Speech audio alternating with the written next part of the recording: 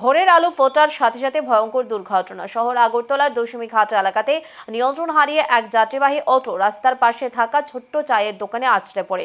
সৌভাগ্যবশত সেই সময় দোকানে কেউ ছিলেন না, আর না হলে ভয়ানক কিছু ঘটে যেতে পারত। দুর্ঘটনার কারণ সম্পর্কে কিছু জানা যায়নি, তবে অনুমান করা হচ্ছে প্রচণ্ড গতি এবং নিয়ন্ত্রণহীনতা এই দুর্ঘটনার কারণ। দুর্ঘটনার পরপর অটো গাড়ির চালক ঘটনাস্থল থেকে পালিয়ে যায়। স্বাভাবিকভাবেই এই দুর্ঘটনা সংশ্লিষ্ট এলাকাতে ব্যাপক প্রতিক্রিয়া তৈরি করেছে এবং সেই সাথে দুর্ঘটনার ফলে সংশ্লিষ্ট বয়স্ক চা দোকানি অর্থনৈতিকভাবে প্রচণ্ড ক্ষতিগ্রস্ত হয়েছেন, এটা নিঃসন্দেহে দাবি করা যায়। সময় আমরা তিনজন কাজ করতেছি, ওই করবি গাছটার তলের থেকে আমরা বাড়িতে ফালাই দিতে লইছে। আমি আবার কই শালার থেকে আমরা যাইতেছে, আমরা এসে ডাইছি তাই না টপ্পর করে এদিকে ঢুয়াই দিতাম বাবার দোয়ালের সামনে। মানুষ না দাও না কথা, বাবা থাকতো মা থাকতো, চলো ঠিক আছে মারা গেল তাইলে তোলে তাই এইটা তো আর আমার ক্ষমতা নেই, এটা তো দিল নইলে টাকা না দিলে 2 টাকা আমার বাপ মাতার দিল নইলে তাইলে।